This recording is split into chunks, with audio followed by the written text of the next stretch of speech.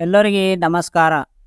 ನಿಮ್ಮ ಸ್ವಲ್ಪ ಸಮಯ ಕೊಟ್ಟು ಈ ಸ್ಟೋರಿ ಕೇಳ್ತಾ ಇರೋರಿಗೆ ಪ್ರತಿಯೊಬ್ಬರಿಗೆ ಥ್ಯಾಂಕ್ ಯು ಸೋ ಮಚ್. ಇದು ಒಂದು ರಿಯಲ್ ಸ್ಟೋರಿ ಅಂತೆ.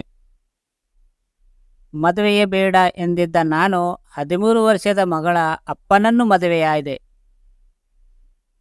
ಮದುವೆಯೇ ಆಗುವುದಿಲ್ಲ ಎಂದು ಕುಳಿತಿದ್ದ ನನ್ನ ವಯಸ್ಸು ಮೀರುತ್ತಿತ್ತು. ಆದರೆ ನನ್ನ ಜೀವನದಲ್ಲೂ ಪ್ರೀತಿ ಉಂಟಾಗುತ್ತು ಎಂದು ನಾನು ಊಹಿಸಿರಲಿಲ್ಲ. ಜೀವನದಲ್ಲಿ ಮದುವೆಯೇ ಬೇಡ ಎಂದು ಕೂತಿದ್ದಕ್ಕೆ ಈ ವ್ಯಕ್ತಿಯ ಪರಿಚಯವಾದದ್ದೇ ಪ್ರೀತಿಯಲ್ಲಿ ಬಿದ್ದೆ. ಪ್ರೀತಿ ಮದಿಯವರೆಗೂ ಮುಂದುವರೆವಾಯಿತು. ಹೆಂಡತಿಯನ್ನು ಕಳೆದುಕೊಂಡ ವ್ಯಕ್ತಿ ನನ್ನ ಬಾಳಲ್ಲಿ ಪ್ರೀತಿಯನ್ನು ಹುಟ್ಟು ಹಾಕುತ್ತಾರೆಂದು ನಾನು ಊಹಿಸಿರಲಿಲ್ಲ. ಅಂಗಡಿಯೊಂದರಲ್ಲಿ ಸ್ಯಾನಿಟರಲ್ಲಿ ಪ್ಯಾಡ್ಗಳನ್ನು ಖರೀದಿಸಲು ಕಷ್ಟಪಡುತ್ತಿದ್ದಾಗ ನಾನು ಸುನಿಲ್ ಅವರನ್ನು ಮೊದಲು ಭೇಟಿಯಾದೆ. ಆ ಸಮಯದಲ್ಲಿ ಅವರಿಗೆ ಸರಿಯಾದ ಸ್ಯಾನಿಟರಿ ಪ್ಯಾಡ್ ಆಯ್ಕೆ ಮಾಡಲು ನಾನು ಸಹಾಯ ಮಾಡಿದೆ. ಅವರು ತುಂಬ ಬೇಜಾರುಗೊಂಡಂತೆ ಕಾಣುತ್ತಿದ್ದರು. ಈ ವೇಳೆ ಅವರು ಇತ್ತೀಚೆಗೆ ತಮ್ಮ ಪತ್ನಿಯೆಂದು ಕಳೆದುಕೊಂಡಿರುವುದಾಗಿ ತಿಳಿಸಿದರು. ಅವರು 13 ವರ್ಷದ ಮಗಳಿದ್ದು ಆಕೆಗಾಗಿ ಸ್ಯಾನಿಟರಿ ಪ್ಯಾಡ್ ಖರೀದಿಸಲು ಬಂದಿದ್ದರು. ಅವರ ಸ್ಥಿತಿಯನ್ನು ಅರಿತು ನಾನು ಶಾಂತವಾಗಿ ಅವರಿಗೆ ಎಲ್ಲವನ್ನು ವಿವರಿಸಿದೆ. ನಾನು ಮಾತನ್ನು ಕೇಳಿದ ನಂತರ ಅವರು ನಿರಾಳವಾದಂತೆ ತೋರುತ್ತಿತ್ತು. ನಾನು ಕೂಡ ನಿಧಾನವಾಗಿ ಅವನೊಂದಿಗೆ ಸಂಪರ್ಕ ಹೊಂದುತ್ತಿದ್ದೆ. ಅಂದಿನಿಂದ ಇಂದಿನವರೆಗೂ 3 ವರ್ಷದಿಂದ ನಾವು ಒಟ್ಟಿಗೆ ಇದ್ದೇವೆ.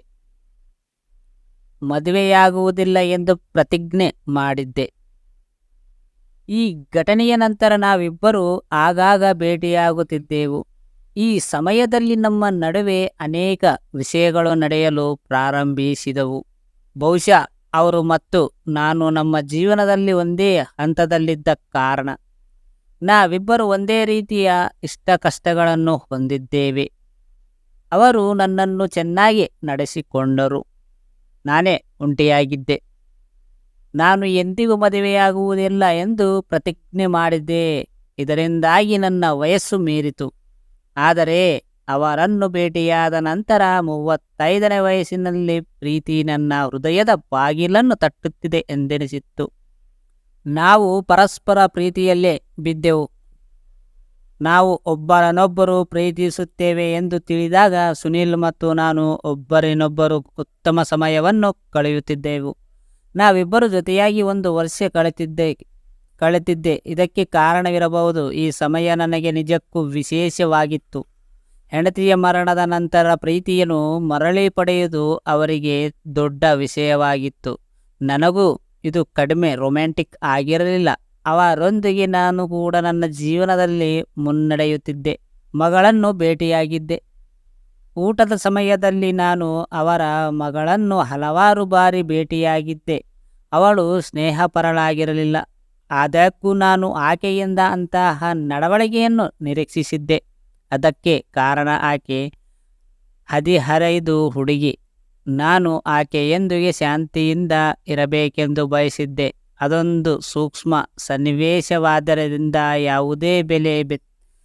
ಯಾವುದೇ ಬೆಲೆ ತೆತ್ತಾದರೂ ಅದನ್ನು ಹಾಳು ಮಾಡಲು ನಾನು ಬಯಸುವಿಲ್ಲ. ನಾನು ಅವರ ಮಗಳಿಗೆ ವಿವರಿಸಿದೆ. ನಾನು ಮತ್ತು ಸುನಿಲ್ ಮನೆಯಲ್ಲಿ ನಮ್ಮ ಮದುವೆಯ ಬಗ್ಗೆ ಹೇಳಿದ್ದೆವು. ಈ ವೇಳೆ ಸುನಿಲ್ ಮಗಳು ತುಂಬ ನೊಂದುಕೊಂಡಿದ್ದಳು. ಕೆಲವು ದಿನ ನಮ್ಮ ಜೊತೆ ಮಾತಾಡಲಿಲ್ಲ. ಆದರೆ ಸುನಿಲ್ ಎಲ್ಲವನ್ನೂ ನಿಭಾಯಿಸಲು ತಮ್ಮ ಕೈಲಾದಷ್ಟು ಪ್ರಯತ್ನಿಸಿದರು. ನಾವು ಅವಳಿಗೆ ಸ್ವಲ್ಪ ಸಮಯ ನೀಡಲು ನಿರ್ಧರಿಸಿದೆವು. ಆದರೆ ಇದಾದ ನಂತರವೂ ಅವಳು ನಮ್ಮೊಂದಿಗೆ ಊಟಕ್ಕೆ ಮತ್ತು ಗೆಟ್ ಟುಗೆದರ್ಗಳಿಗೆ ಬರಲು ನಿರಾಕರಿಸಿದಳು. ನಾವು ಅವಳೊಂದಿಗೆ ಮಾತನಾಡುವಾಗ ಅವಳು ನೇರವಾಗಿ ತನ್ನ ಕೋಣೆಗೆ ಹೋಗುತ್ತಿದ್ದಳು. ಇದೆಲ್ಲವನ್ನು ನೋಡಿ ನಾನು ಅವನೊಂದಿಗೆ ಮಾತನಾಡಲು ನಿರ್ಧರಿಸಿದೆ. ಅವಳು ಏನು ಯೋಚಿಸುತ್ತಿದ್ದಾಳೆ ಎಂದು ಆಕೆಯನ್ನು ಕೇಳಿದೆ. ಈ ಸಮಯದಲ್ಲಿ ಅವಳು ಮದುವೆಯ ನಂತರ ತಾನು ಎಷ್ಟು ಒಂಟಿತನ ಅನುಭವಿಸುತ್ತಿದ್ದೇನೆ ಎಂದು ಹೇಳಿದಳು. ಅಪ್ಪ ಅಮ್ಮನನ್ನು ಮರೆತು ಬಿಡುತ್ತಾರೋ ಎಂಬ ಭಯ ಅವಳಿಗೆ. ಅವಳ ಕಣ್ಣಲ್ಲಿ ನೀರು ಸುರಿಯುತ್ತಿತ್ತು. ಆದರೆ ನಾನು ಅವಳ ಕೈ ಹಿಡಿದು ಅವಳ ತಂದೆ ತಾಯಿಯನ್ನು ಎಂದಿಗೂ ಮರೆಯುವುದಿಲ್ಲ ಎಂದು ಭರವಸೆ ನೀಡಿದೆ. ಆಕೆಗೆ ಭರವಸೆ ನೀಡಿದೆ. ಅಮ್ಮನ ಕಥೆಗಳನ್ನು ಕೇಳುವಾಗ ಸುನಿಲ್ ತುಂಬ ಖುಷಿಪಡುತ್ತಿದ್ದರು ಎಂದು ಅವಳಿಗೆ ಹೇಳಿದೆ. ಅವರು ಯಾವಾಗಲೂ ತಮ್ಮ ಮಗಳು ತಮ್ಮ ಆಗಲದ ಹೆಂಡತಿಯ ಬಗ್ಗೆ ಮಾತ್ರ ಮಾತನಾಡುತ್ತಿದ್ದರು ಎಂದೆಲ್ಲ ಹೇಳಿದೆ. ಇದನ್ನೆಲ್ಲ ಕೇಳಿದ ಮೇಲೆ ಅವಳಿಗೆ ಖುಷಿಯಾಗಿ ತೊಡಗಿತು. ಈ ಸಮಯದಲ್ಲಿ ನಾನು ಈ ಅದ್ಭುತ ಕುಟುಂಬದ ಭಾಗವಾಗೋದಕ್ಕಿಂತ ಹೆಚ್ಚನ್ನು ಬಯಸುವುದಿಲ್ಲ ಎಂದು ಅವಳಿಗೆ ಹೇಳಿದೆ. ಅವಳು ನನ್ನ ಮಾತನ್ನು ಕೇಳುತ್ತಾ ಮುಗುಳ್ನಕ್ಕೂ ನನ್ನ ಮೇಲೆ ಕೈ ಹಾಕಿದಳು. ನಾವು ಮದುವೆ ಮಾಡಿಕೊಂಡೆವು. ಈ ಘಟನೆಯ ನಂತರ ನಾನು ಅವನೊಂದಿಗೆ ಅದ್ಭುತ ಸ್ನೇಹಿತಳಾಗಿದೆ. ಕೆಲವು ತಿಂಗಳ ನಂತರ ಸುನಿಲ್ ಮತ್ತು ನಾನು ಮದುವೆಯಾದೆವು. ಅವರ ಮಗಳು ತನ್ನ ತಂದೆಯ ಸಂತೋಷವನ್ನು ನೋಡಿ ತುಂಬ ಸಂತೋಷಪಟ್ಟಳು. ಪ್ರತಿ ಹೆಜ್ಜೆಯಲ್ಲೂ ನಮ್ಮೊಂದಿಗೆ ನಡೆಯುತ್ತಿದ್ದಳು. ಒಂದು ಕುಟುಂಬವಾಗಿ ನಾವು ಮೂವರು ಎಷ್ಟು ಸಂತೋಷವಾಗಿದ್ದೇವೆ ಎಂದು ನಾನು ಸ್ಪಷ್ಟವಾಗಿ ನೋಡಬಲ್ಲೆ. ಸುನಿಲನ ಮಗಳು ನನ್ನ ಜೀವನವನ್ನು ಎಂದಿಗೂ ಕಷ್ಟಪಡಿಸಲಿಲ್ಲ. ಆದರೆ ಅವಳ ಜೀವನದಲ್ಲಿ ಈ ದೊಡ್ಡ ಬದಲಾವಣೆಗೆ ಅವಳು ತುಂಬ ಸಂತೋಷ ಪಡುತ್ತಿದ್ದಾಳೆ. ಅವಳು ಒಳ್ಳೆಯ ಮಗಳು. ನಾನು ಅವಳನ್ನು ತುಂಬ ಪ್ರೀತಿಸುತ್ತೇನೆ. ನಾವು ಸಂತೋಷವಾಗಿ ಜೀವನ ಸಾಗಿಸುತ್ತಿದ್ದೇವೆ. ಇದರ ಅರ್ಥ ಮಾಡಿಕೊಂಬುದರಲ್ಲೇ ಇರುತ್ತದೆ. ಅದಕ್ಕೆ ಒಂದು ಕುಟುಂಬ ಇನ್ನೊಂದು ಕುಟುಂಬ ನೋಡಿ ಕಲಿಬೇಕು ಅಂತೆ. ಒಂದು ಕುಟುಂಬ ನಿಲ್ಲಬೇಕಾದರೆ ಫಸ್ಟ್ ಆಫ್ ಆಲ್ ಇಬ್ಬರು ಒಂದೇ ಮನಸ್ಸಲ್ಲಿ ಅರ್ಥ ಮಾಡಿಕೊಂಡಿರಬೇಕು, ತಾಳ್ಮೆ ಇರಬೇಕು, ಎಲ್ಲದಕ್ಕೂ ಸಿಟ್ಟು ತಗೊಳ್ಳಬಾರದು. ಈ ಸ್ಟೋರಿ ಹೇಗೆ ಅನಿಸಿದೆ ಅಂತ ನಿಮಗೆ ಬಿಟ್ಟಿದ್ದು.